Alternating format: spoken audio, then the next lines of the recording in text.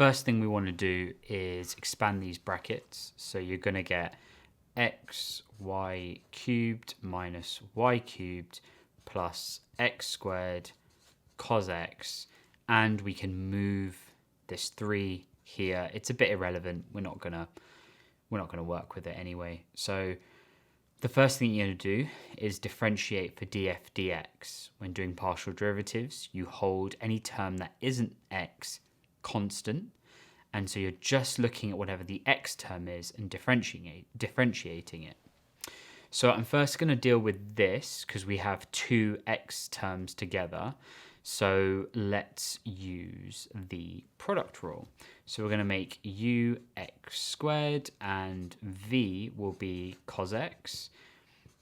Obviously, u differentiated once is 2x, and v differentiated once is going to be minus sine x.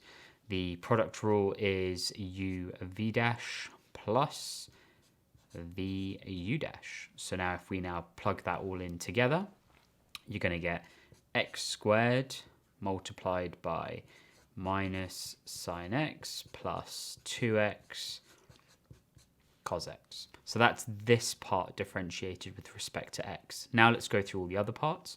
So xy cubed will just be, we're looking at the x differentiated is just 1, so that would be y cubed. This minus y cubed is treated as a constant, so it would just be, it would disappear. It would be like as if it was a number, and this would vanish as well.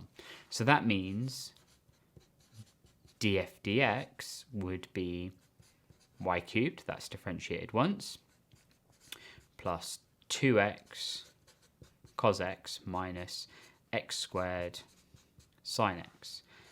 Now let's do df dy.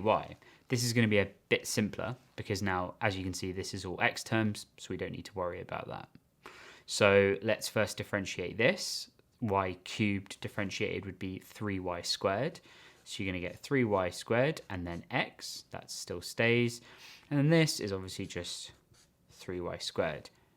Ignore, vanish, doesn't matter. It's done. Now for doing d squared f dy dx, you differentiate df dy with respect to x. So now we're going to look at this only because it's the only one which has an x term, and we're going to differentiate that with respect to x. So obviously x differentiated once is going to be 1, so that's going to be 3y squared. There is no x term here, it vanishes. Simple.